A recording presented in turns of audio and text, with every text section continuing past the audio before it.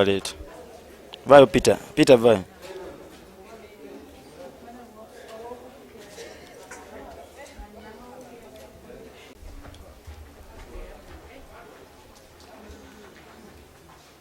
Ya fulani.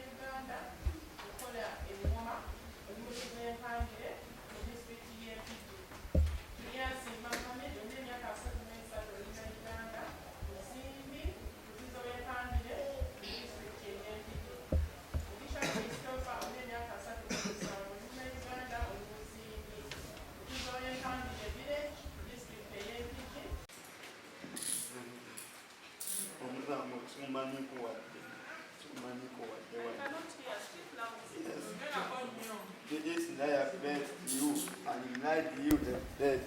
I bet people be playing. Sikumanyi kuwajina kamwe. CBD me bionera na mortgage. CBD me on. Yes. Yes. And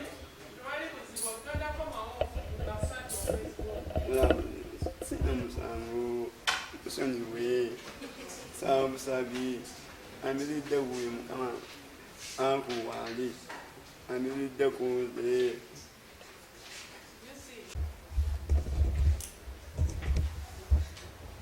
Kati omugaseeko owokubiri owokusatu owokuna kati aha tugende tweyimireko awo bonna tubeeyimirire tukole tutya Uganda kimwe tuli twalonze bubi baleke wantu kubaleeta busungu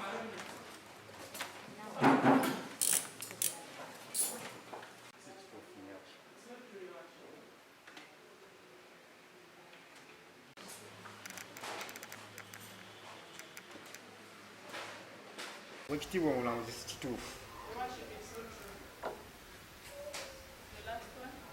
Kituufu naye tulina omusango. Ekituufu.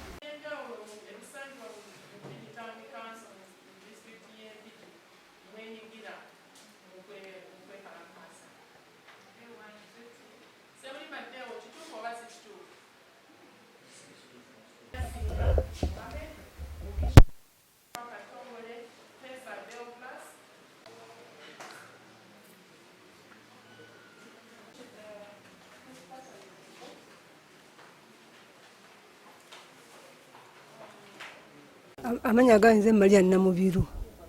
Tula kumutala Kisozi.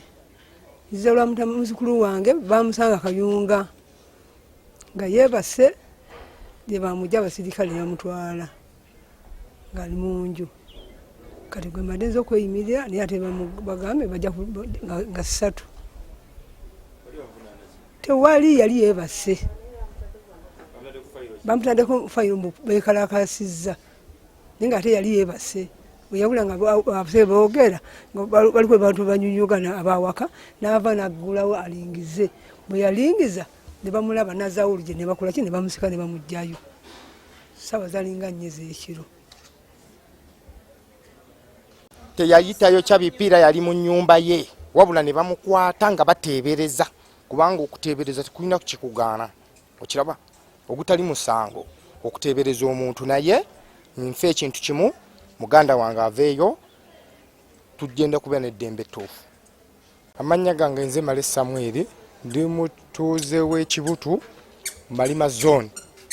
Kyenjagala muganda wange bamukwata mu mbeera gye bamusuubirizaamu okuba omwekalakaasi nga te si mwekalakaasi nga yali aliwe naye nze nkuba omulanga Mama Amelia atutaase tujjeyo abaana baffe kubanga lwa nsonga si bakozi ba bikolobero nga bali abalala.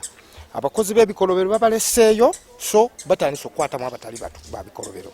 Nze ni musajja wa movement badde nsaba mututaase abaana baffe baveeyo kubanga lwa nsonga bwe bazze wano omulamuzi atulamulidde ng'atwongerayo nnaku za mwezi. So kyembadde nsaba mu kyo tuyambibwe mukulu Malingumu tutaase ne kabinenti yo tujjeyo mutabani waffe tubeere bulungi. Mutabani wa babita Diba Maliba Patrick sina kirala kyembambaagaza tiwali bu. Amanya gange nze Sekalembe Francis mbadde nzize wano okweyimirira mutabani wange gwe bakutte okwekalakaasa mbuyekalakaasa ate nga si kituufu.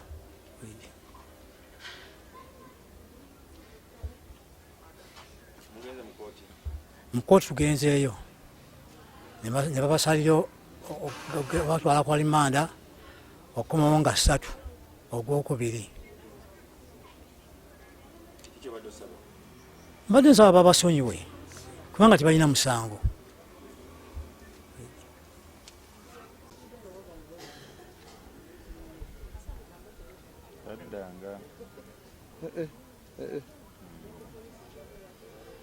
Abadde kwekalakaasa kwonna kubanga okulonda we kwagga abavubuka baatuula ne bamanya nti tuwanguddwa ne babivaako era ne batandika okukola emirimu gyabwe kubanga ate kineewuunyisa essejjeko kubanga yali mulwadde najja alaba omupiira bwe yalaba omupiira n'awummulako awo asobole okudda ewaka naye ne bamukwata bukwasi nga talina musango.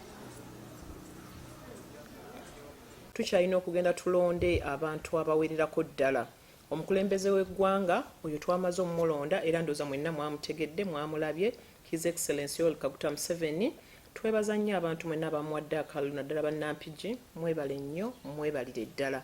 Nyongera okubajjukiza ng'ennaku z'omwezi 22 omwezi guno gwa January 2026 mu bukeereza enkokola gye wabukeereza lulingo londo mbaka Parliament n'omukulembeze w'eggwanga 22 gy'oba obukeereza tugende tulonde basente ba LC5 oba ba LC yaffe ey'okutaano tulondere bakansala baffe n'olw'ensonga eyo mbakubiriza tugende tulonde abo abantu abagenda okukulaakulanya Mpigi. Ekyo kye nsinga okubasaba mugende mulonde bakansala. Buli muntu alonde bakansala tugenda kufuna ebizibu mu nkola y'emirimu. Londa kansala gwe weetaaga si gw'oyagala. Ekyo bannampigi nzize nkibaddiŋŋana. Waliwo enjawulo y'okwagala n'okwetaaga. Ku mulundi guno mbakubiriza tulonde abantu betwetaaga si abantu betwagala nti lwakuba mukwano gwange. N'ennyongera okubajjukiza nga 27 January era tugende tulonde. Wano ffe waffe Mpigi tulina House Division tulinawo municipalities naye bannayuganda abalala balina ebintu ebyo mbakubiriza mugende mulonde. Tujja kumaliriza ng'ennaku z'omwezi 4 omwezi ogwokubiri 2026 we tugenda okulonda bassentebe ab'amagombolola gaffe ne bakansala abo abanaatulwa ku magombolola. Wonna mbakubiriza mugende mulonde. nga mmaliriza abo bonna abeesoma okwokya ebipiira